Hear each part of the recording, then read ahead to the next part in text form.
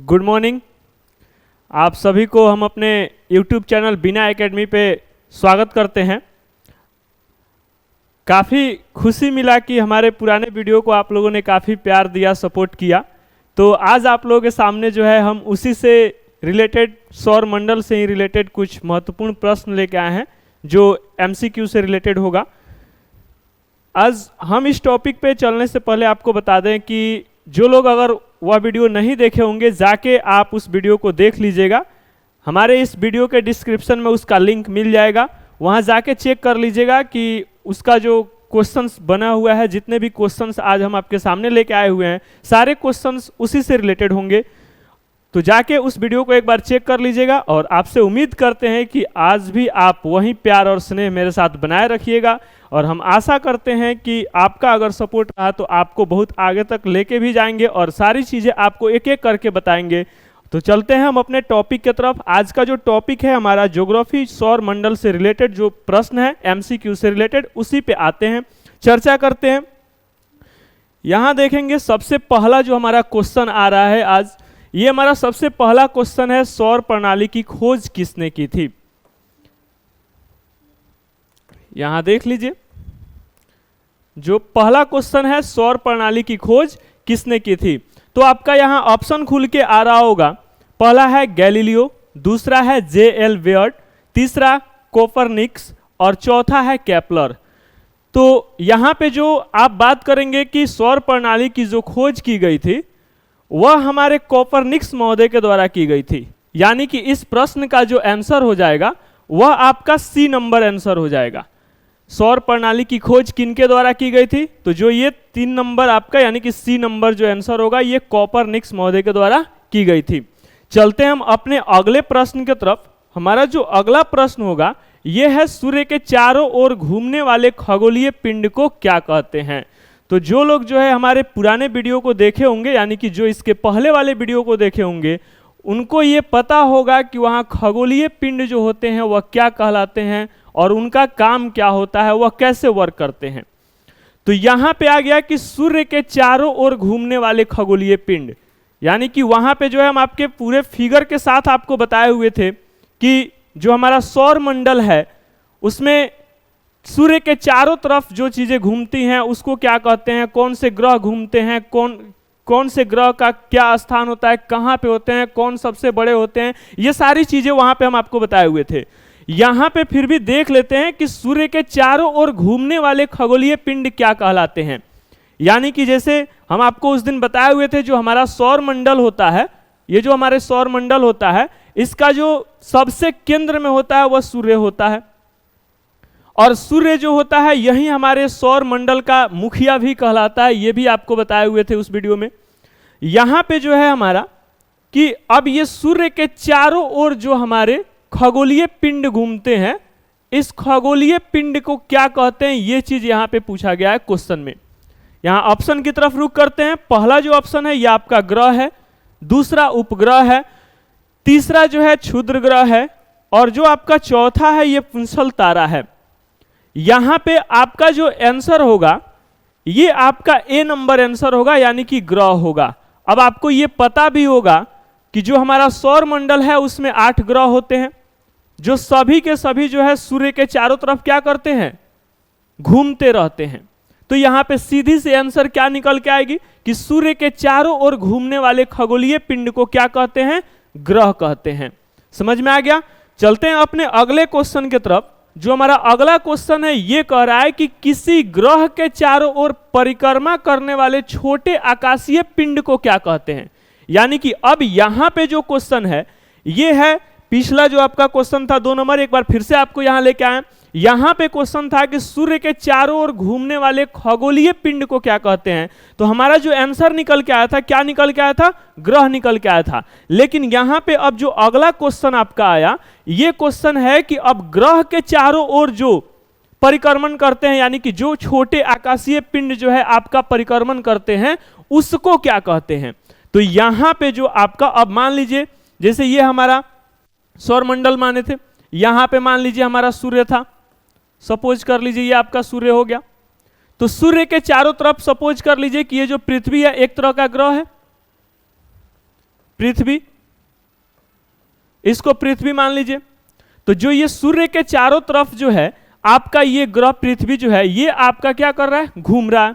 तो अब यहां पे क्वेश्चन ये कह रहा है कि ये जो ग्रह है यानी कि जो पृथ्वी है, अब इसके चारों तरफ जो चक्कर लगा रहा हो, यानी कि ये जो पृथ्वी के चारों तरफ जो चक्कर लगा रहा हो इसको, तो इसको क्या कहेंगे?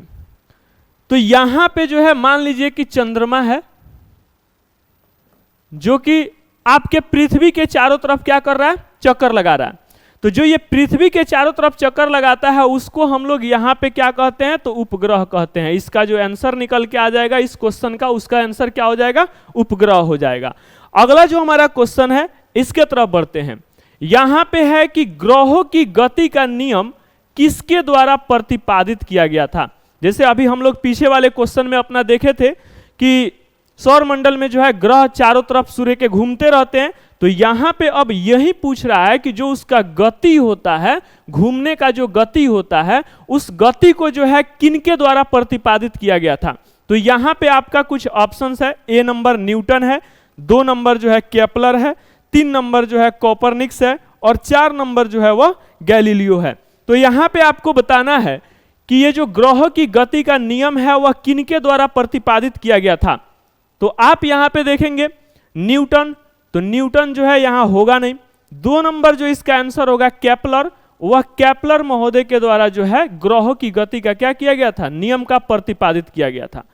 अगले क्वेश्चन की तरफ आते हैं। जो अगला क्वेश्चन है यहां, सौर मंडल में कुल कितने ग्रह पाए जाते हैं।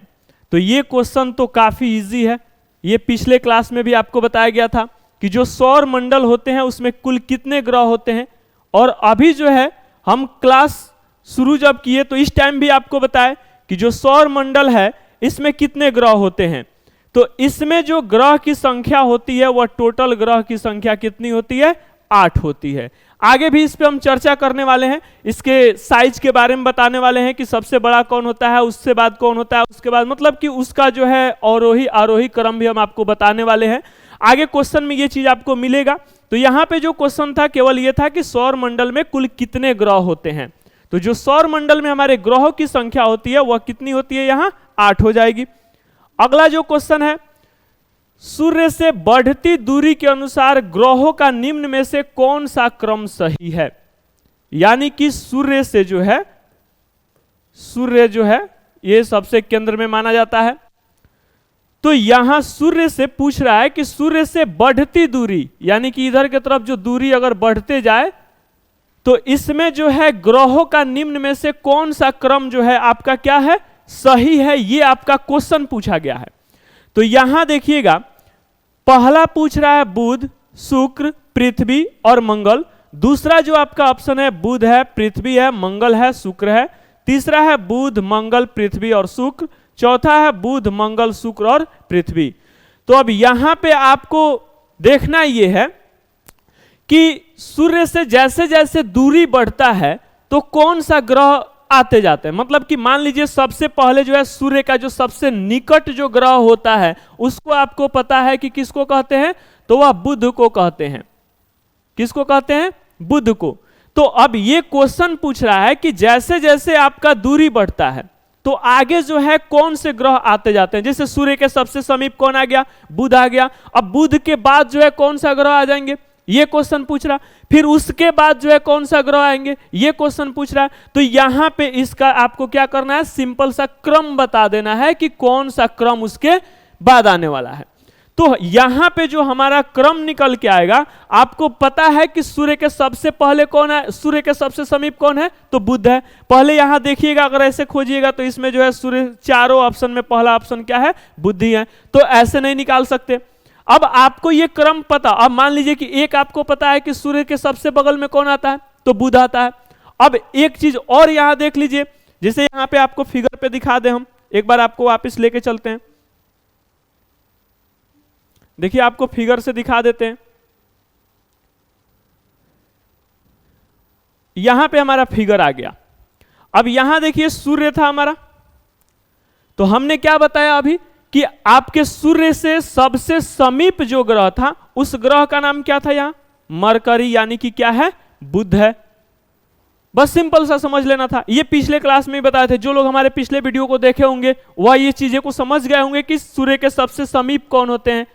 तो इसीलिए हम आपको बोले हैं, शुरू क्लास के स्टार्टिंग में ही आपसे ये बात किए हुए थे कि आप जो लोग हमारे पिछले वीडियो को नहीं देखे होंगे वह उस वीडियो को जरूर देखे होंगे, ताकि उनको क्या होगा, ये जो क्वेश्चन हम करा रहे हैं उनसे ये क्वेश्चन उनको याद करने में आसानी हो जाएगी, क्योंकि वहां पे ये सारी चीजें हम आपको बता चुके हैं कि कौन से ग्रह की दूरी क्या है, वह कितने दिनों में चक्कर पूरा कर लेते हैं, घूर्णन क्या है, परिक्रमण क्या है, ये परिक्रमण क्या है, ये सारी चीजें वहां पे बता दिए हैं। तो इसीलिए बोल रहे हैं कि यहाँ पे जाके आप उस वीडियो को देख लीजिएगा। वीडियो का लिंक जो है हम अपने डिस्क्रिप्शन में दे देंगे, नीचे जाके चेक कर लीजिएगा। अब यहाँ देख लीजिए, बात कर रहे थे दूरी का, तो यहाँ पे सूर्य का जो है सबसे समीप कौन है, तो यहाँ आपको बुध दिख गया। दूसरा नंबर पे यहाँ देख लीजिए, जैसे ये वाला जो ऑर्बिट, ये कक्षा जो है ये बुध का था। यहाँ पे जो सेकेंड नंबर देख लीजिए, ये किसका दिख रहा है, यहाँ पे आपका आ गया, तो ये आ गया विनस का, यानी कि किसका, शुक्र का। अब तीसरा नंबर यहाँ जो ऑर्बिट दिख रहा है आपको, जो कक्षा दिख रहा है, ये किसके लिए है, तो ये आपका किसके लिए है, पृथ्वी के लिए हो गया। और यहाँ पे जो चौथा नंबर जो ऑर्बिट दिख रहा है यहाँ पे, ये किसके लिए हो जाएगा, तो ये आपका मंगल के लिए हो जाएगा। तो यहाँ पे आपका क्वेश्चन देख लीजिए कि आपसे क्वेश्चन क्या पूछ रहा था। आपसे क्वेश्चन ये पूछा गया था, 9 नंबर क्वेश्चन था, देखते हैं।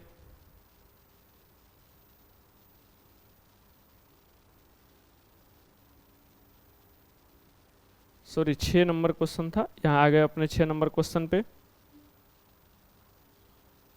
देखिए, तो यहां पूछा क्या गया था कि सूर्य से बढ़ती दूरी के अनुसार ग्रहों का निम्न में से कौन सा क्रम सही है। यह क्वेश्चन पूछा गया था कि सूर्य से जो है जैसे जैसे दूरी बढ़ेगा तो ग्रहों का जो है वह कौन सा क्रम सही माना जाएगा, यहां पे ये क्वेश्चन था। तो हमने वहां अभी क्या दिखाया आपको फिगर पे कि सूर्य से जो है सबसे निकट कौन सा दिखा था ग्रह, बुध दिखा था। उसके बाद क्या दिखा था, शुक्र दिखा था। तो अब यहाँ 2 नंबर ये वाला कॉलम ढूंढ लीजिए, शुक्र किस में है, तो यहाँ पे क्या है, फर्स्ट नंबर में शुक्र दिख गया। अब यहीं से पता कर सकते हैं ना, 3 नंबर पे पृथ्वी और 4 नंबर पे मंगल, यानी कि ये वाला आपका ऑप्शन ए नंबर जो आपका ऑप्शन होगा ये क्या होगा, सही ऑप्शन माना जाएगा। ये आपको याद भी कर्म को याद कर लीजिए ना कि बुध जो है वह सूर्य के सबसे निकट पाया जाता है, जो शुक्र है वह सूर्य से मतलब बुध के बाद आता है, यहाँ पे आ जाएगा। पृथ्वी है तो ये यहाँ पे आ जाएगा, जो मंगल है वह यहाँ पे आ जाएगा। तो आपको जो है इसकी दूरी के हिसाब से इसको याद भी करना पड़ेगा। आगे चलते हैं हम अपने नेक्स्ट क्वेश्चन पे। जो हमारा नेक्स्ट क्वेश्चन है ये है कि पृथ्वी से बढ़ती दूरी के अनुसार ग्रहों का निम्न में से कौन सा क्रम सही है। अब यहां पीछे वाला जो आपका क्वेश्चन था ये क्वेश्चन था सूर्य से बढ़ती दूरी के अनुसार, लेकिन अगला जो आपका क्वेश्चन है ये आपका क्वेश्चन है कि पृथ्वी से बढ़ती दूरी के अनुसार जो है आपका ग्रहों का जो है निम्न में से कौन सा क्रम आपका क्या है, सही है। तो यहां देख लीजिएगा, पहला जो ऑप्शन है ये है मंगल, शुक्र, बुध और बृहस्पति। दूसरा ऑप्शन है शुक्र, मंगल, बुध और बृहस्पति। तो यहां देख लीजिए, अब पृथ्वी का यहां पीछे वाले में बात करते हैं। पृथ्वी का सबसे निकट, तो पृथ्वी का सबसे निकट इसमें जो माना जाता है ना, यह पृथ्वी से बढ़ती दूरी के अनुसार पूछ रहा है। तो यहां पे 1 नंबर में क्या होता है, पृथ्वी के जस्ट बाद जो होता है वह क्या हो जाएगा, सूर्य हो जाएगा। उसके बाद जो होता है जो उससे दूर होता है, मतलब कि जो शुक्र से दूर होता है वह आपका मंगल होता है। फिर जो मंगल से दूर यानी कि पृथ्वी से जो है तीसरे नंबर पे जो दूर होता है वह कौन होता है, तो बुध होता है। जो चौथे नंबर पे दूर होता है वह आपका ये बृहस्पति होता है। तो यानी कि आपका जो आंसर हो जाएगा इस क्वेश्चन का क्या हो जाएगा, तो आपका बी नंबर आंसर इसका क्या निकल के आएगा, सही निकल के आएगा। यानी कि इसका जो 1 नंबर में हो जाएगा वह क्या हो जाएगा, शुक्र हो जाएगा।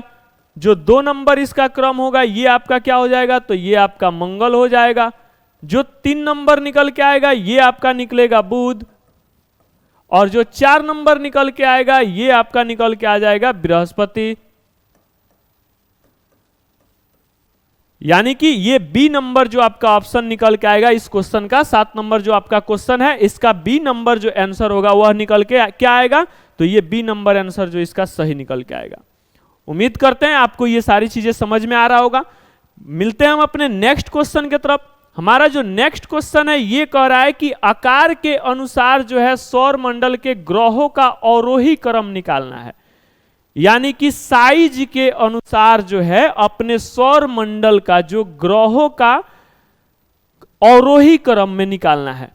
अवरोही बोले तो घटते क्रम में, यानी कि डिसेंडिंग ऑर्डर में, यानी कि बड़े से छोटे के तरफ चलना है। तो कैसे उसको निकालेंगे, इसके लिए भी हम आपको फिर से वापस उसी फिगर पे लेके चलते हैं और वहीं से आपको ये चीजें बताएंगे कि आप कैसे उसको फिगर से निकाल सकते हैं। देखिए यहां पे हमारा वापस से ये फिगर आ गया। अब इसमें आपको याद करने का, साइज के अनुसार याद करने का एक अच्छा सा ट्रिक आपको बता रहे हैं कि आप कैसे इसको याद कर सकते हैं। आप इधर लास्ट के साइड से याद कीजिएगा, बहुत ही आसानी से आपको समझ में आ जाएगा। यहां पे देखिएगा सबसे बड़ा, अगर इसका फिगर भी देख लीजिएगा तो सबसे बड़ा जो है यहां पे आपको फिगर भी देखने को मिल जाएगा। तो कौन सबसे बड़ा दिख रहा है, तो ये बृहस्पति दिख रहा है, यानी कि ये जो है ये आपका 1 नंबर हो जाएगा। बात करते हैं दूसरा, तो 2 नंबर आपका ये शनि हो जाएगा। 3 नंबर जो होगा ये आपका यूरेनस हो जाएगा, और जो 4 नंबर होगा ये आपका कौन सा हो जाएगा, तो नेपच्यून हो जाएगा। अब आइए अपने क्वेश्चन पे देखते हैं क्या है आपका क्वेश्चन। तो आपका जो क्वेश्चन था,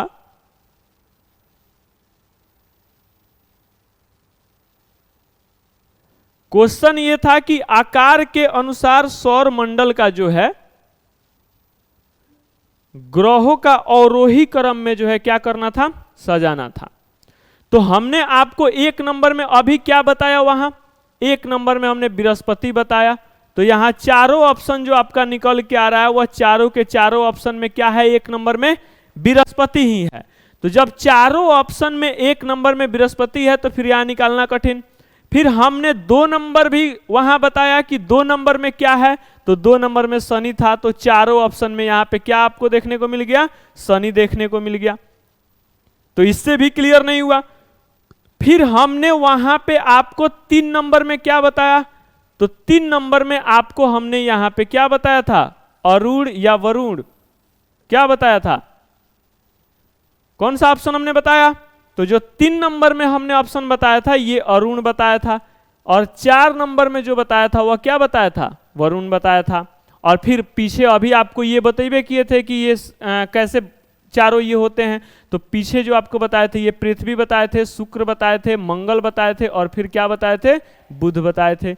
यानी कि आपका जो ये क्वेश्चन का आंसर हो जाएगा कि आकार के अनुसार जो है सौर मंडल का ग्रहों का अवरोही जो क्रम होगा वह क्या होगा, तो आपका ये 1 नंबर सही हो जाएगा। बृहस्पति, शनि, अरुण, वरुण, पृथ्वी, शुक्र, मंगल एवं बुध। अब यहाँ पे ये अरुण और वरुण आपको ना समझ में आए ना, तो चलिए वापिस आपको फिर उसी फिगर पे लेके आते हैं, अरुण और वरुण समझाते हैं कि ये क्या होते हैं।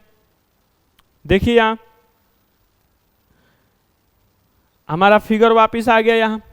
अब देखिए यहां 1 नंबर पे हम आपको क्या बता दिए थे, बृहस्पति बता दिए थे। 2 नंबर पे यहां पे शनि बता दिए थे। 3 नंबर जो ये यूरेनस था ना, यही आपका क्या कहलाता है, अरुण कहलाता है, और ये जो नेपच्यून है यही आपका क्या कहलाता है, वरुण कहलाता है। क्लियर हो गया। तो ये 1 नंबर हो गया, ये 2 नंबर हो गया, और ये 3 नंबर हो गया, और ये 4 नंबर, यानी कि इसी को अरुण कहते हैं, अरुण, और इसी को क्या कहते हैं, वरुण कहते हैं। क्लियर हो गया।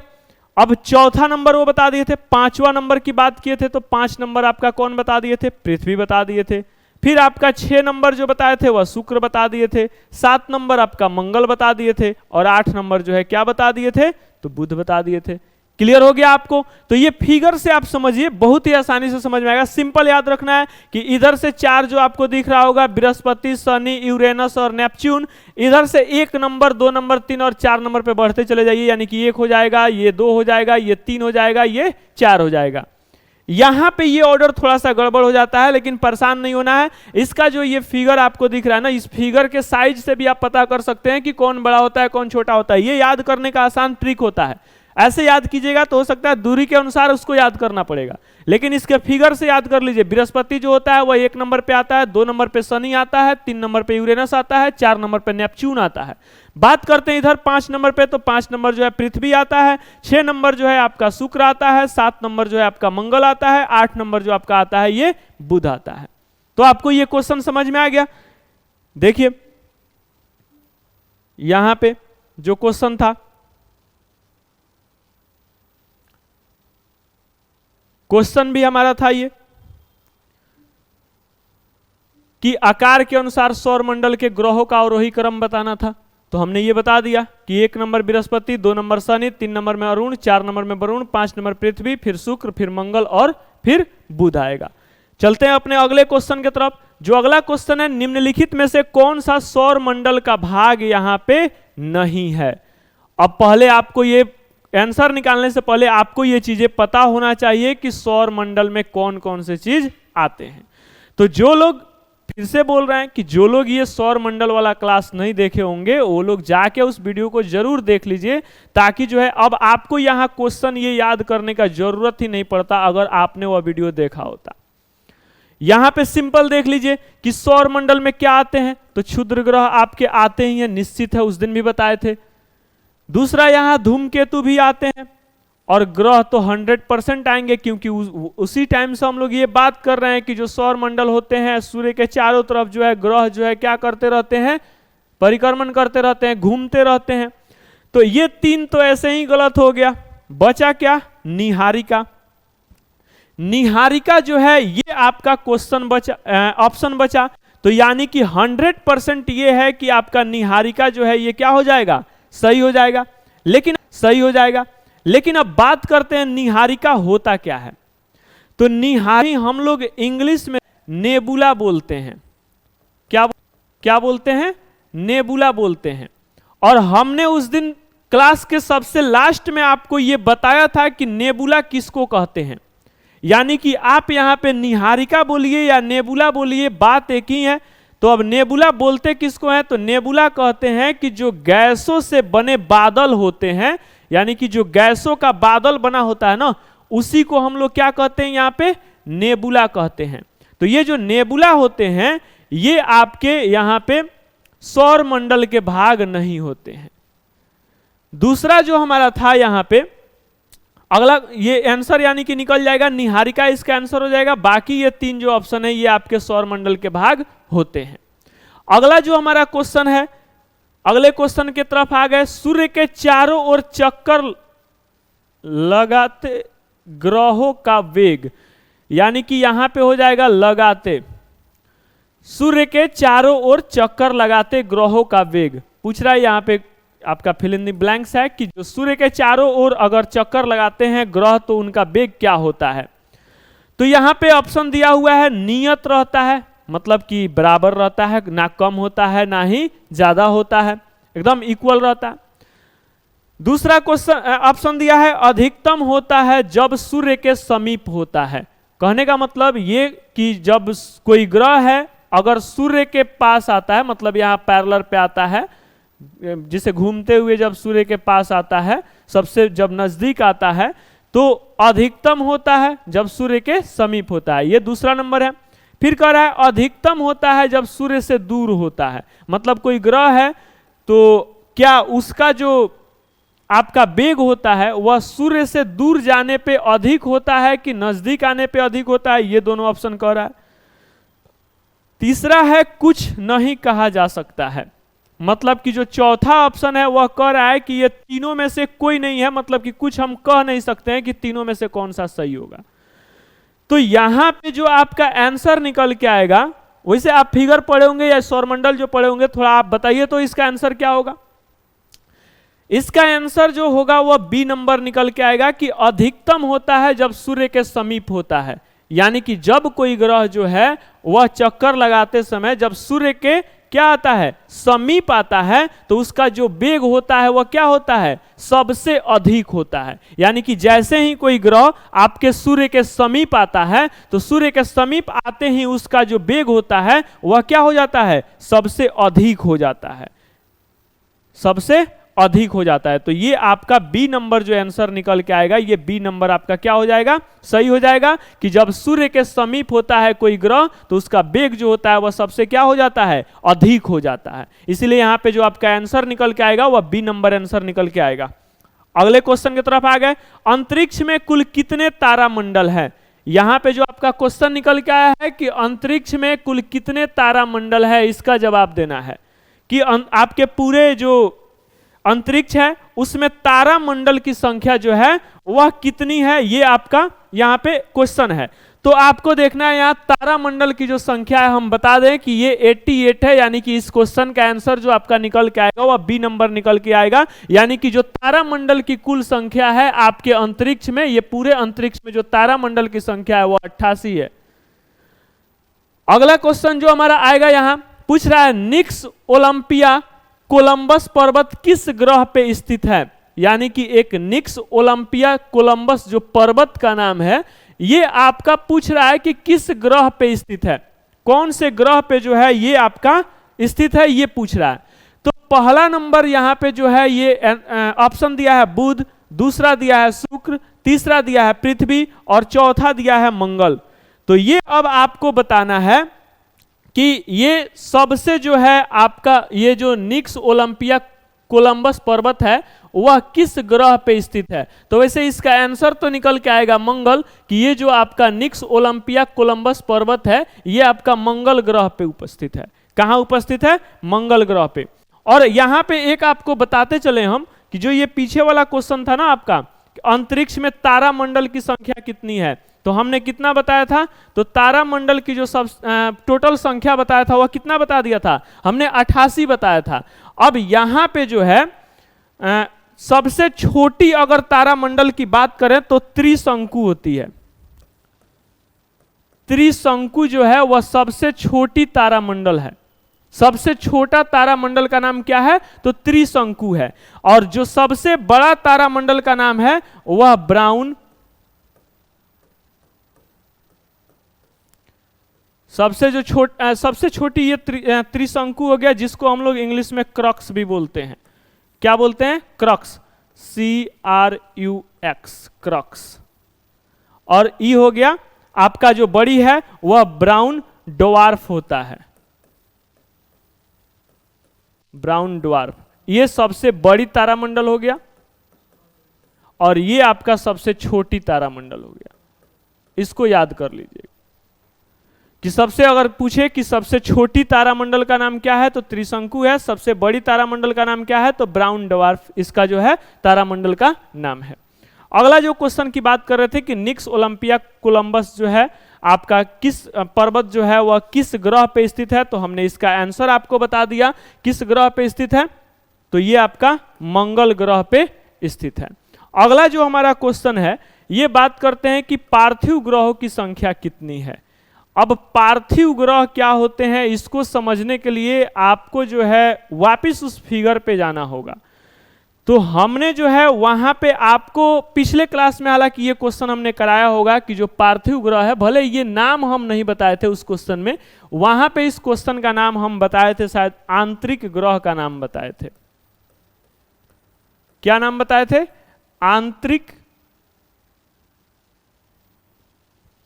हमने वहां इसका नाम बताया था आंतरिक ग्रह। आंतरिक ग्रह का नाम वहां हमने बताया था, जो 4 होते हैं। अब वही चीज यहां पे आपसे पूछा गया है कि पार्थिव ग्रहों की संख्या कितनी होती है, तो पार्थिव बोलिए या आपका आंतरिक ग्रह बोलिए, बात एक ही है। तो संख्या कितनी होती है आंतरिक ग्रह की, तो 4 होती है। तो आंसर सीधे से निकल के आ जाएगा बी नंबर। आंसर क्या हो जाएगा, 4 नंबर, जो इसका 4 हो जाएगा आंसर, यानी कि बी नंबर जो है इसका आंसर निकल के आ जाएगा। फिर से एक बार रिपीट कर देते हैं कि जो आंतरिक ग्रह होता है उसी को हम लोग पार्थिव ग्रह के नाम से जानते हैं। तो आंतरिक ग्रह को जो है, आंतरिक ग्रह जो होते हैं वह 4 होते हैं, यानी कि आंतरिक ग्रह की जो संख्या होती है वह 4 होती है। इसी ग्रह को हम लोग जो है पार्थिव ग्रह के नाम से जानते हैं। तो जो इस क्वेश्चन का आंसर निकल के आएगा वह बी नंबर आंसर निकल के आ जाएगा, यानी कि इसका जो संख्या निकल के आएगा, क्या निकल के आएगा, 4 निकल के आएगा। अगले क्वेश्चन की तरफ आते हैं कि निम्न में से कौन जो है एक पार्थिव ग्रह नहीं है। अब आपको ये पार्थिव ग्रह कौन नहीं है क्वेश्चन पूछ दिया, तो पार्थिव ग्रह इसमें से अब आपको पता होना चाहिए था ना कि वह 4 जो है वह हैं कौन कौन। तो आप वहां सिंपल सी बात, जो 5वें नंबर पे आता है वह क्या आता है आपका, तो बृहस्पति आता है। तो आपको पता है ना कि बृहस्पति के बाद वाले 4 गो ग्रह को कौन सी कहते हैं, तो उसको बाह्य ग्रह के नाम से जानते हैं। तो अब देख लीजिए इधर बृहस्पति से बाद कौन सा ग्रह आता है, तो बृहस्पति के बाद उधर कौन सा ग्रह आता है, शनि आता है। तो यहां पूछ कौन सी रहा है कि निम्नलिखित में से कौन एक पार्थिव ग्रह नहीं है, तो पार्थिव ग्रह नहीं है, यहाँ निगेटिव है। तो निगेटिव मतलब जो इसमें निगेटिव निकल जाए कि नहीं है, तो बृहस्पति के बाद इधर जो आता है उसको बाह्य ग्रह के नाम से जानते हैं। तो बृहस्पति के बाद आने वाला ग्रह देख लीजिए कौन है, बृहस्पति के बाद आने वाला ग्रह यहाँ शनि है। मतलब इस क्वेश्चन का आंसर जो निकल के आएगा वह डी नंबर आंसर निकल के आ जाएगा, यानी कि इसका आंसर क्या निकल के आएगा, शनि हो जाएगा। शनि ग्रह जो है वह बाह्य ग्रह कहलाता है, पार्थिव ग्रह नहीं कहलाता है। पार्थिव ग्रह को हम लोग आंतरिक ग्रह कहते हैं। क्या कहते हैं, आंतरिक ग्रह कहते हैं। तो इसीलिए यहां पे जो है शनि इसका आंसर निकल के आ जाएगा, क्योंकि शनि जो है वह आंतरिक ग्रह नहीं है, वह बाह्य ग्रह है। क्लियर हो गया। चलिए आगे बढ़ते हैं। अगला क्वेश्चन है हमारा कि सौर मंडल का जन्मदाता किसको कहा जाता है, यानी कि जो सौर मंडल होता है उसके जन्मदाता किसको कहा जाता है। तो हम उस दिन ये बताए थे कि सौर मंडल जो होता है वह एक, समझ जाइए क्या है, पंचायत है। और पंचायत की देख रेख करने के लिए हम उस दिन भी ये बात बताए थे कि एक मुखिया को नियुक्त किया जाता है, और वहाँ पे जो है हमारे सौर मंडल का जो मुखिया होता है, यानी कि जो सौर मंडल है उसको हम लोग सौर परिवार के नाम से जानते हैं, और उसका जो मुखिया होता है उसका मुखिया कौन होता है, सूर्य होता है। जैसे हमारे पंचायत में एक मुखिया होता है ना जो पूरे पंचायत की देख रेख करता है, तो यहाँ पे जो है उसको हम लोग मुखिया कहते हैं, जो हम लोगों के द्वारा क्या किया जाता है, सेलेक्ट किया जाता है हम लोगों के द्वारा। तो यहां पे जो है आपका सौर मंडल का जो मुखिया कहलाता है वहीं जन्मदाता भी कहलाता है, यानी कि सूर्य होता है। सौर मंडल का जन्मदाता किसको कहते हैं, तो सूर्य को कहते हैं। क्या आंसर हो जाएगा, सूर्य आंसर हो जाएगा। क्यों, क्योंकि सौर परिवार का जो मालिक होता है वह कौन होता है, सूर्य होता है। इसीलिए यहाँ पे इसका जन्मदाता जो माना जाएगा वह किसको माना जाएगा, सूर्य को माना जाएगा। मिलते हैं अपने अगले क्वेश्चन की तरफ। ब्रह्मांड में विस्फोटित तारा कहलाती है, यानी कि हमारे ब्रह्मांड में जो है यहाँ विस्फोटित तारा किसको कहते हैं। विस्फोटित तारा यानी कि विस्फोट होने वाला, जिससे बम गिरता है तो विस्फोट होता है ना, वैसे ही विस्फोटित तारा इसमें से किसको कहा जाता है, ये हमारा क्वेश्चन निकल के आया। धूमकेतु होता नहीं है। दूसरा है उल्का पिंड, यहाँ पे उल्का पिंड भी लिख, लुब्धक, कलार्क, और पांचवा यहाँ पे ऑप्शन दिया है अभिनव तारा। तो जो हमारा पूरे ब्रह्मांड में जो विस्फोटित तारा होता है, तो इस पांचों ऑप्शन में से विस्फोटित तारा जो है हम लोग अभिनव तारा को कहते हैं। किसको कहते हैं, तो अभिनव तारा को विस्फोटित तारा के नाम से जाना जाता है। अगला, नॉर्वे में अर्धरात्रि के समय सूर्य कब दिखाई देता है, यानी कि नॉर्वे जो है एक जगह का नाम है, वहां पे जो है बोले कि अर्धरात्रि के समय, यानी कि आपका जब मध्य रात्रि होता है उस समय जो है सूर्य कब दिखाई देता है, मतलब किस दिन दिखाई देता है ये पूछ रहा है, उसका डेट क्या है। तो यहाँ पे जो आंसर निकल के आता है ये आपका 21 जून निकल के आता है। ये नॉर्वे में जो है, नॉर्वे में 21 जून को जो है अर्धरात्रि के समय सूर्य क्या होता है, दिखाई देने लगता है। अब ये क्यों दिखाई देता है, नॉर्वे में ही 21 जून को क्यों दिखाई देता है, ये आपको अगले चैप्टर जब हम पढ़ाने वाले हैं अक्षांश और देशांतर रेखाएं, जो उस टाइम पढ़ाएंगे कि कब जो है सूर्य कहाँ निकलता है, कैसे होता, ये सारी चीजें आपको अगले चैप्टर में बताने वाले हैं। यहाँ पे अगर बताते चले तो थोड़ा सा क्लास लंबा हो जाएगा, इसलिए आगे बढ़ते हैं। सौर प्रणाली की खोज किसने की थी, यहां क्वेश्चन है कि सौर प्रणाली की खोज किसने की थी। तो यहां देख लीजिए, पहला है गैलीलियो, दूसरा है जेएलवियर्ड, तीसरा है कॉपरनिक्स। यही आंसर निकल के आएगा इसका। कॉपरनिक्स जो है सौर प्रणाली की क्या किए थे, खोज किए थे। अगला क्वेश्चन है, एक ग्रह की अपने अक्ष में सूर्य से अधिकतम दूरी को क्या कहते हैं। ये थोड़ी सी समझने वाली बात है कि अगर दूरी अधिकतम रहे तो उसको क्या कहते हैं, उपसौर, अपसौर, अपौजी, पेरिजी। अब यहां पे देखिए, जैसे मान लीजिए कि यहां पे जो है सूर्य हो गया, ये कोई ग्रह हो गया। चलिए थोड़ा सा इसको मिटाते हैं हम। किसी ग्रह का जो है ये क्या हो गया, कक्ष हो गया। इधर जो है इसका एरिया थोड़ा सा हम क्या कर दिए, छोटा कर दिए। समझाने के लिए ऐसे बनाया है, ऐसे होता नहीं है, ये समझाने के लिए बता रहे हैं। तो यहां पे कह रहा है क्वेश्चन क्या है कि एक ग्रह की अपने अक्ष में सूर्य से अधिकतम दूरी को क्या कहते हैं। यानी कि मान लीजिए ये जो है आपका पृथ्वी का अक्ष है, पृथ्वी जो है इसी अक्ष पे क्या करती है, घूमती है। ये सूर्य हो गया, तो अभी जो है ये इसकी दूरी इधर आपको ज्यादा दिख रही है और इधर आए तो इधर क्या दिख रही है, कम दिख रही है। तो यहां पे हमारा क्वेश्चन भी क्या है कि एक ग्रह की अपने अक्ष में सूर्य से अधिकतम दूरी, यानी कि सबसे अधिकतम दूरी जो होती है उसको क्या कहते हैं, यहां पे क्वेश्चन है। तो यहां पे जो है इसका आंसर होता है, यानी कि आंसर जो ये जो अधिकतम दूरी होती है इसको हम लोग ऑफशोर कहते हैं। क्या कहते हैं, ऑफशोर कहते हैं। और जब जो है किसी ग्रह की जो है सूर्य अपने कक्ष में जो है, किसी भी ग्रह की अपने कक्ष में जो है, ये उसका कक्ष हो गया, तो अपने कक्ष में जो है सूर्य से जो उसकी दूरी क्या होती है, अगर न्यूनतम होती है तो इसको उपसौर के नाम से जाना जाता है। किस नाम से जाना जाता है, उपसौर के नाम से जाना जाता है। तो यहां पे तो फिलहाल हमारा क्वेश्चन क्या था कि एक ग्रह की अपने अक्ष में सूर्य की अधिकतम दूरी पूछ रहा था। तो अधिकतम दूरी यहां अभी हमने आपको बताया, तो आंसर क्या निकाल लेंगे, ऑफशोर, यानी कि बी नंबर जो इसका आंसर होगा क्या हो जाएगा, सही हो जाएगा। क्लियर हो गया। चलिए अगले क्वेश्चन की तरफ आते हैं। अगला क्वेश्चन है एक ग्रह की अपने कक्ष में सूर्य की न्यूनतम दूरी। अभी तो बताया इसको कि जो न्यूनतम दूरी की बात करें तो न्यूनतम दूरी जो होता है, अभी ना बताया, ये पीछे वाले क्वेश्चन पे यहाँ फिगर देख लीजिए। अभी हमने क्या बताया कि न्यूनतम दूरी को हमने क्या कहते हैं, उपसौर कहते हैं, अधिकतम दूरी को क्या कहते हैं, ऑफशोर कहते हैं। तो अब यहाँ पे जो है अधिकतम दूरी हमारा ऑफशोर हो गया था ये वाला क्वेश्चन में, तो यहाँ न्यूनतम दूरी पूछ रहा है तो क्या हो जाएगा, उपसौर हो जाएगा। कोई दिक्कत। चलिए अगला है, निम्नलिखित में से किनके बीच की औसत दूरी को खगोलीय एकक कहा जाता है। क्या कहा जाता है, खगोलीय एकक कहा जाता है। अब इस खगोलीय एकक को आप खगोलीय इकाई भी बोल सकते हैं, जिसको आप एयू से दर्शाते हैं। किससे दर्शाते हैं, एयू से दर्शाते हैं, जो लगभग जो है आपका 150 मिलियन किलोमीटर के बराबर होता है।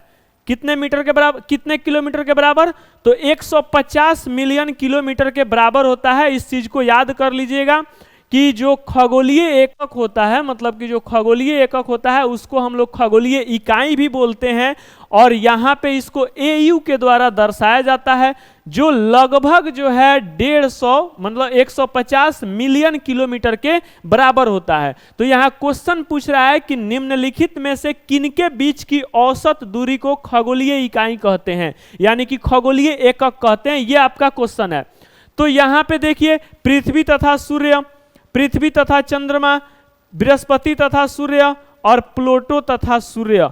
अब यहां पे आपका जो आंसर निकल के आएगा, ये आंसर हो जाएगा पृथ्वी तथा सूर्य, यानी कि पृथ्वी और जो सूर्य है इसकी औसत दूरी को खगोलीय एकक यानी कि खगोलीय इकाई कहा जाता है। क्या कहा जाता है, खगोलीय इकाई कहा जाता है। आई होप आप ये चीज समझ गए होंगे। चलिए अपने अगले क्वेश्चन की तरफ आते हैं। मध्य रात्रि सूर्य का क्या अर्थ है, यानी कि मध्य रात्रि जो है सूर्य का क्या अर्थ है। अभी आपको पीछे एक क्वेश्चन मिला था कि कौन सा जगह है जहां मध्य रात्रि में जो है क्या सूर्य दिखाई देता है, तो हमने उसका आंसर निकाला था नॉर्वे। यहां पे मध्य रात्रि सूर्य का क्या अर्थ है, तो यहां पे संध्या प्रकाश होगा नहीं, क्योंकि मध्य रात्रि की बात किया गया है। उदीयमान सूर्य नहीं होगा, बहुत चमकदार चंद्रमा ये भी नहीं होगा। ये इसका आंसर होगा कि सूर्य का ध्रुवीय वृत्त में देर तक चमकना, सूर्य का ध्रुवीय वृत्त में देर तक क्या होना, चमकना। तो ये कब होता है, तो जब जैसे ये अभी से तो ये बताने वाले हैं, आपको आगे बताएंगे कि जब अक्षांश और देशांतर पढ़ाएंगे अगला चैप्टर, तो उसी में आपको ये बताएंगे कि जो है ध्रुव पे जो ध्रुवीय वृत्त पे होता है सूर्य कब देर तक चमकते रह जाता है, और ये नॉर्वे में होता है। आपको पिछली क्लास में बताए थे, अभी पीछे वाले क्वेश्चन पे भी कराए थे कि जो है मध्य रात्रि सूर्य का क्या अर्थ होता है। तो यहाँ पे हो जाएगा कि जब सूर्य जो है ध्रुवीय वृत्त में, अपने ध्रुवीय वृत्त जो होता है जो यहाँ पे वह घूमता है, तो अपने ध्रुवीय वृत्त में जो है जब वह देर तक चमकते रह जाता है, तो यहाँ पे उसी को मध्य रात्रि का सूर्य माना जाता है। अगला जो हमारा क्वेश्चन आएगा, ये क्वेश्चन है कि सूर्य के रासायनिक मिश्रण में हाइड्रोजन का प्रतिशत कितना है। ये तो काफी आसान क्वेश्चन है। ये क्वेश्चन आपका 71% आएगा, इसमें तो कुछ करना ही नहीं है। ये बहुत ही आसान क्वेश्चन था कि आपका जो सूर्य के रासायनिक मिश्रण में जो हाइड्रोजन का प्रतिशत आता है वह कितना प्रतिशत आता है, तो मात्र आपका 71% आता है। अगला क्वेश्चन है, निम्नलिखित में से कौन सा एक तारा है। अब देख लीजिए तारा कौन है इसमें से, है क्या है, ग्रह है क्या है, ग्रह है। चंद्रमा क्या है, उपग्रह है। बचा कौन, सूर्य। तो सूर्य एक तरह का क्या कहलाता है, तारा कहलाता है, सिंपल।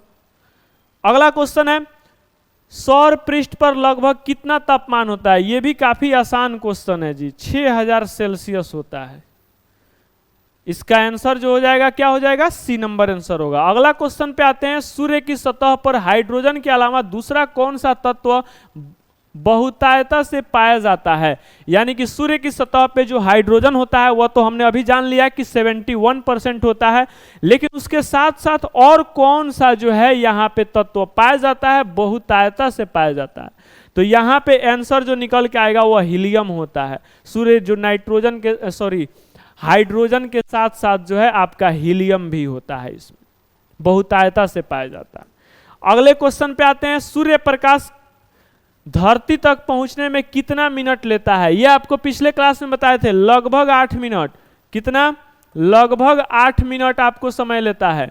तो लगभग 8 मिनट समय लेता है, तो लगभग 8 मिनट यहां देखिए, यहाँ 8.3 दिया है, 7.3, 9.4, 10 दिया है। तो लगभग 8 पॉइंट का मतलब कि 8 से 1-2 पॉइंट पीछे भी हो सकता है, 1-2 पॉइंट आगे भी हो सकता है। यानी कि ए नंबर जो है इसका क्या हो जाएगा, आंसर सही हो जाएगा 8.3 मिनट। ये जितना भी समय दिया गया है सब किस में दिया गया है, मिनट में दिया गया है।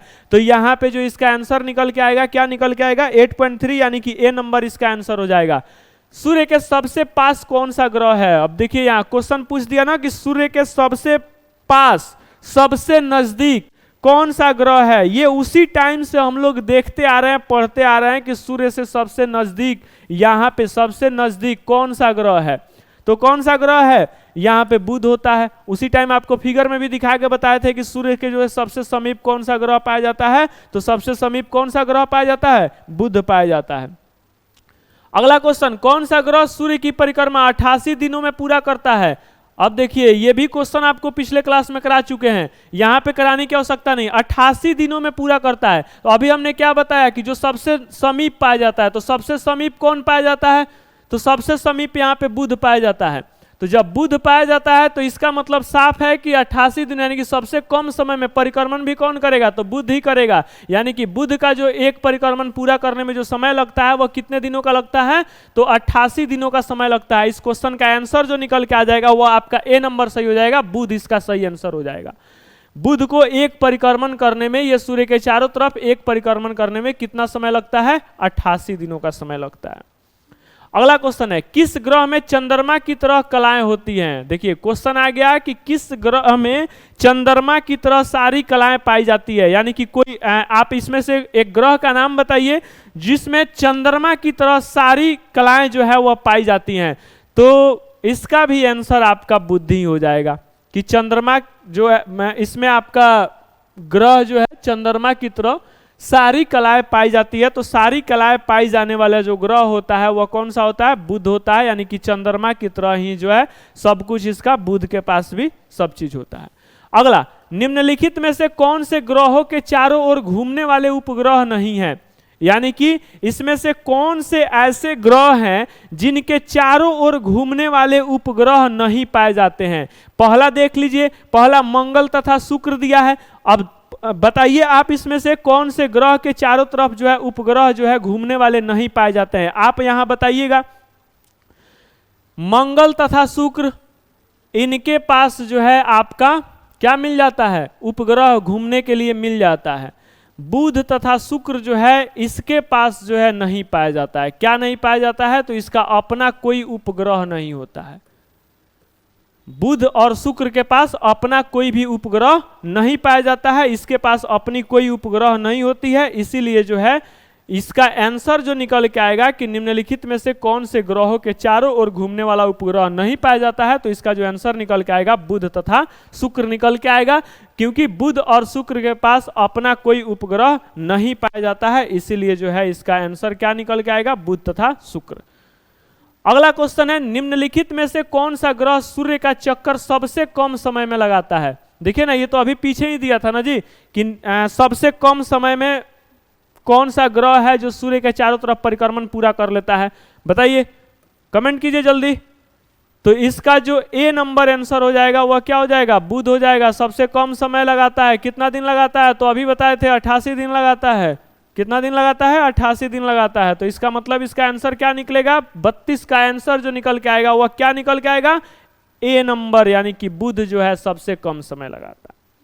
अगला क्वेश्चन, सबसे तीव्र गति से सूर्य का चक्कर लगाने वाला ग्रह। देखिए ये भी कितना आसान है, सब कुछ इसका आंसर भी बुध होगा, क्योंकि सबसे तेज चक्कर लगाता है तभी तो सबसे कम दिनों में पूरा कर लेता है, मतलब बुध आंसर होगा।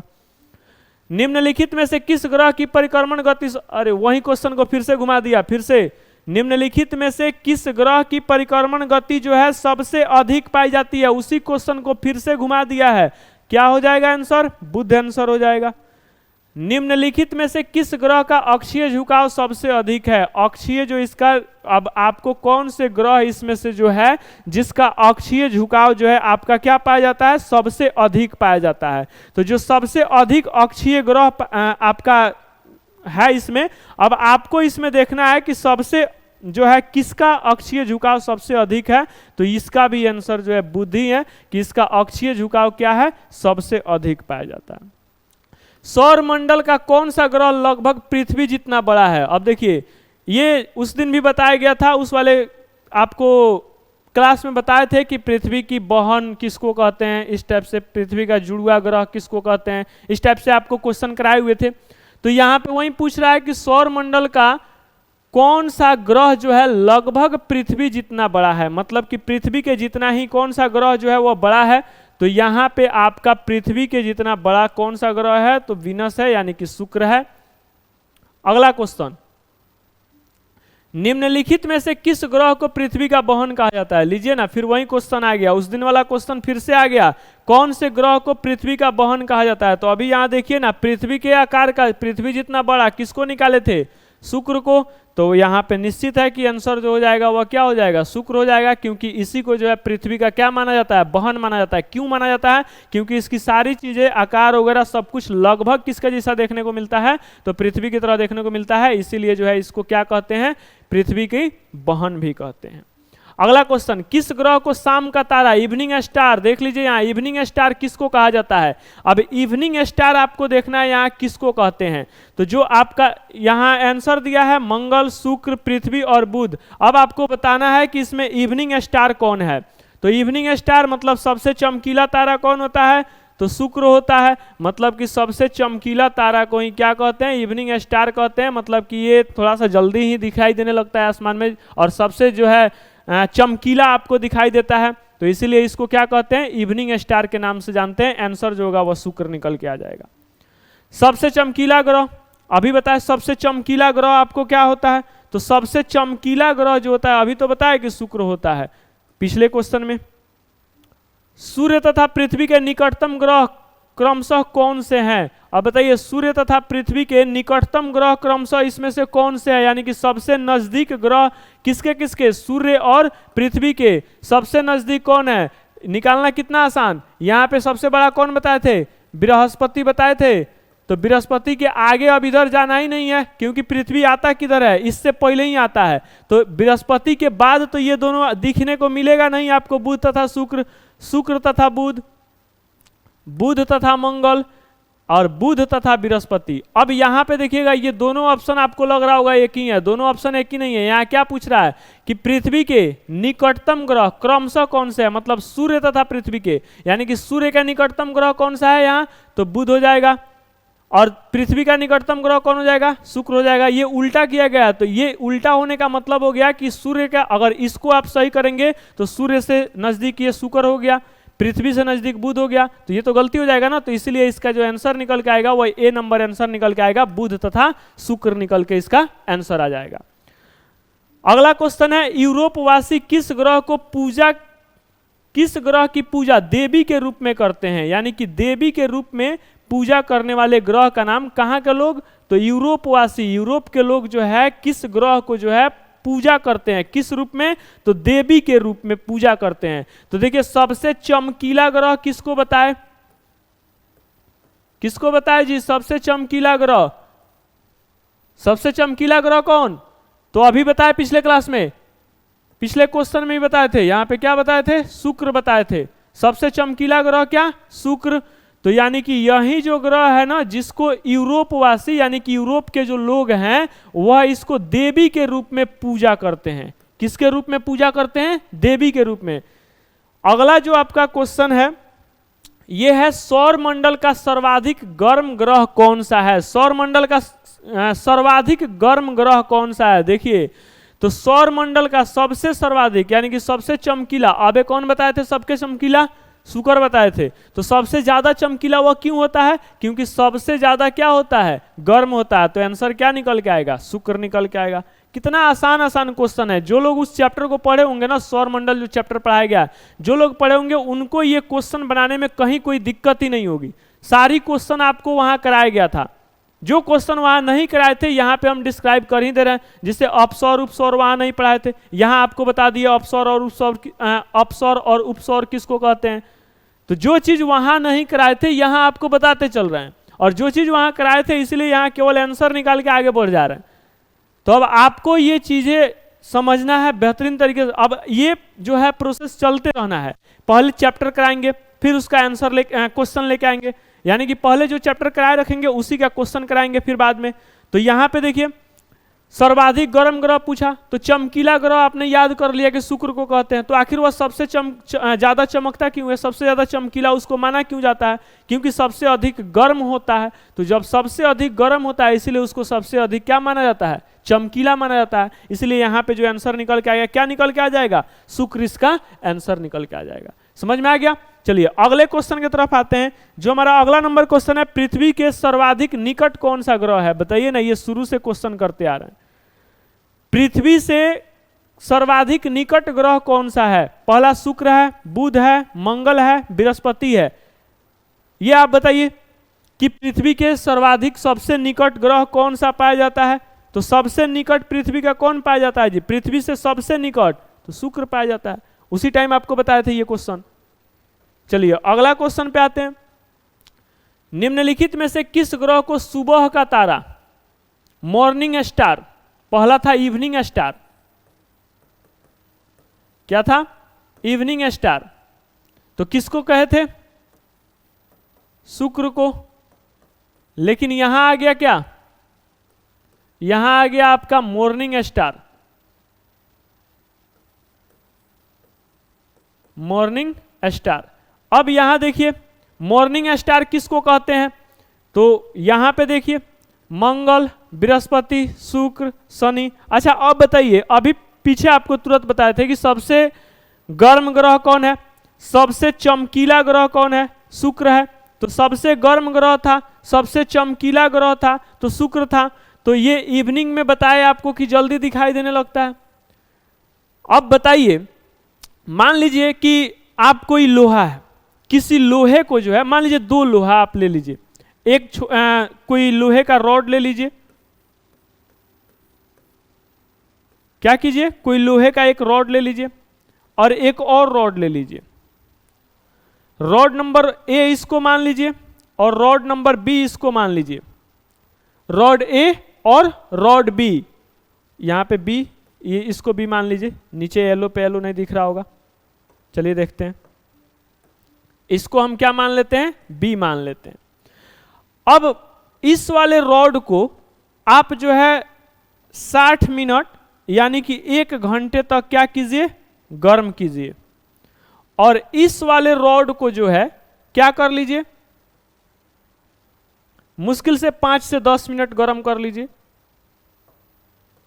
तो अब इसमें बताइए ज्यादा देर तक गर्म कौन रहेगा। निश्चित है कि यहां ए नंबर जो रॉड है ये आपको ज्यादा देर तक गर्म रहेगा। तो अभी आपको क्या बताया गया था कि सबसे जो है गर्म ग्रह किसको माना गया था, शुक्र को। तो जब सबसे अधिक गर्म है मतलब कि उसको ठंडा होने में टाइम लगेगा, तो जब ठंडा होने में टाइम लगेगा मतलब कि वह चमकते रहेगा। तो इवनिंग में भी जल्दी और फिर मॉर्निंग में भी जल्दी, मतलब लेट तक। तो इसका मतलब क्या हो गया कि यहाँ पे जो इसका आंसर निकल के आएगा वह क्या निकल के आ जाएगा, शुक्र। यानी कि इवनिंग स्टार भी शुक्र को कहते हैं और मॉर्निंग स्टार भी किसको कहते हैं, शुक्र को ही कहते हैं। समझ में आ गया। चलिए अगले क्वेश्चन की तरफ आते हैं। निम्नलिखित ग्रहों में से किसे सौंदर्य का देवता कहा जाता है? सौंदर्य का देवता मतलब खूबसूरती का देवता कौन से ग्रह को कहा जाता है? तो इसका अभी देखिए ज्यादा देर तक चमक रहा है आसमान में, कौन, शुक्र। तो यहां सौंदर्य का देवता जो है इसको भी शुक्र को ही कहा जाता है। यानी कि खूबसूरती का देवता जो माना जाता है वह किसको माना जाता है, तो सूर्य ग्रह को, सॉरी शुक्र ग्रह को माना जाता है। किसका, सौंदर्य का देवता। अगला क्वेश्चन है 46 नंबर, सुपरनोवा क्या है? सुपरनोवा जो होता है वह आपको विस्फोटित तारा होता है। एक और विस्फोटित तारा का नाम पीछे बताए थे, इसको भी याद कर लीजिएगा। सुपरनोवा ये भी आपका विस्फोटित तारा होता है। उत्तरी ध्रुव की खोज किसने की थी? यहाँ क्वेश्चन आ गया। अब ये क्वेश्चन था आपका है वैसे उस चैप्टर में आपको मिलने वाला था, देशांतर और अक्षांश और देशांतर में। यहाँ पूछ रहा है कि उत्तरी ध्रुव की खोज किसने की थी, उत्तरी ध्रुव की खोज करने वाला कौन है? तो यहाँ पे जो आपका आंसर आ जाएगा ये रॉबर्ट पियरी है। रॉबर्ट पियरी के द्वारा जो है आपकी उत्तरी ध्रुव की क्या की गई थी, खोज की गई थी। याद कर लीजिए, रॉबर्ट पियरी के द्वारा। अगला जो क्वेश्चन है ये है दक्षिणी ध्रुव की खोज किसने की? यानी कि एक था उत्तरी ध्रुव, तो किसको याद किए थे, रॉबर्ट पियरी। अब यहाँ पूछ रहा है दक्षिणी ध्रुव, तो ये हो जाएगा रॉबर्ट पियरी तो होगा नहीं, यहाँ ये होगा एडमसन के द्वारा। दक्षिणी ध्रुव की खोज किनके द्वारा की गई थी, एडमसन के द्वारा की गई थी। उत्तरी ध्रुव की बात करें तो उत्तरी ध्रुव जो किया जाता है वह किसके द्वारा, उत्तरी ध्रुव का किसके द्वारा, तो रॉबर्ट पियरी के द्वारा। याद रखिएगा कि रॉबर्ट पियरी के द्वारा जो है क्या, उत्तरी ध्रुव और दक्षिणी ध्रुव की बात करें तो एडमसन के द्वारा, एडमसन के द्वारा। अगला क्वेश्चन है पृथ्वी के सबसे निकटतम खगोलीय पिंड है। यानी कि पृथ्वी के सबसे निकट अगर खगोलीय पिंड की बात करें कि पृथ्वी का जो सबसे निकट होता है वो खगोलीय पिंड, तो इसमें से कौन सा खगोलीय पिंड जो है वह पृथ्वी के सबसे नजदीक यानी कि निकट पाया जाता है? तो पृथ्वी के सबसे निकट खगोलीय पिंड चंद्रमा को कहा जाता है। यानी कि ये जो पृथ्वी होता है, पृथ्वी से सबसे निकट जो खगोलीय पिंड होता है वह चंद्रमा होता है। यही मतलब ये आपको बताए होंगे उस क्लास में, पिछले वाले क्लास में, कि जो आपका पृथ्वी का ये परिक्रमण भी करते रहता है। तो ये जो पृथ्वी से सबसे निकटतम क्या कहलाता है, खगोलीय पिंड भी होता है, कौन, चंद्रमा। अगला क्वेश्चन है आज का क्लास का आखिरी क्वेश्चन है। इस क्वेश्चन पे आप देख लीजिए कि इस क्वेश्चन क्या कह रहा है। पृथ्वी की आकृति सर्वोत्तम ढंग से किस शब्द से स्पष्ट की जा सकती है? यानी कि पृथ्वी की जो आकृति है सर्वोत्तम ढंग से किस शब्द से स्पष्ट कर सकते हैं? यहाँ 4 ऑप्शन दिया गया है। पहला ऑप्शन दिया गया है चतुष्फलक से, दूसरा नारंगी से, तीसरा विषुवत रेखा से, और यहाँ पे है लधवक्ष गुलाब से। तो वैसे आंसर तो ये होगा, लेकिन अगर जो लोग इसका नाम नहीं सुने होंगे, जैसे हम लोग अंदाजा लगाते हैं कि पृथ्वी ना तो पूरी गोल है, तो हम लोग अंदाजा लगा देते हैं कि नारंगी की तरह है, नहीं। तो ये जो है ना लधवक्ष गुलाब जो है, जो लोग इसका नाम नहीं सुने होंगे, एक और नाम इसका होता है जिसको हम लोग भू आभ कहते हैं। क्या कहते हैं, भू आभ कहते हैं। अब भू आभ का मतलब क्या होता है? भू आभ का मतलब होता है पृथ्वी के जैसा दिखने वाला। कैसा, क्या होता है, पृथ्वी के जैसा दिखने वाला। तो ना तो पृथ्वी जो है आपकी नारंगी की तरह है, ना ही चतुष्फलक से है, ना ही विषुवत रेखा से है। अब यहां पूछ रहा है मतलब कि इसका कोई शेप ही नहीं, बताया नहीं जाता है शेप कैसा होता है, बताया नहीं जा सकता कि पृथ्वी की आकृति जो होती है वह कैसी होती है, ये कोई बता ही नहीं सकता। इसलिए अनुमान लगाया जाता है और इसकी जो आकृति है वह एक शब्द से दर्शाया जाता है। उस शब्द को हम यहाँ भू आभ कहते हैं। क्या कहते हैं? भूआभ कहते हैं। और भूआभ का जो मतलब निकल के आता है, भूआभ के मतलब निकल के आता है कि पृथ्वी के ही जैसा दिखने वाला, पृथ्वी के जैसा दिखने वाले को क्या कहते हैं? भूआभ कहते हैं। तो आज का हमारा सेशन यहीं पे खत्म होता है। हम मिलेंगे अपने अगले वीडियो में, फिर से आपको अक्षांश और देशांतर रेखाएं के साथ उसी चैप्टर को लेके आने वाले हैं, अगला जो हमारा वीडियो होने वाला है। तब तक के लिए जो लोग हमारे पिछले वीडियो को नहीं देखे होंगे, डिस्क्रिप्शन में यहाँ लिंक आपको मिल जाएगा, जाके चेक कर लीजिएगा, देख लीजिएगा, ताकि आपको ये क्वेश्चंस करने में दिक्कत नहीं हो। और अगला जो वीडियो आने वाला है उसको भी आप देखते रहिएगा, ताकि उससे रिलेटेड जो क्वेश्चन लेके आएंगे उसमें आपको फिर से परेशानी नहीं होगा और उस क्वेश्चन को आपको समझने में कोई दिक्कत नहीं होगी। तो उम्मीद करते हैं कि आपको ये सेशन काफ़ी अच्छा लगा होगा। मिलते हैं अपने नेक्स्ट सेशन में, तब तक के लिए बाय।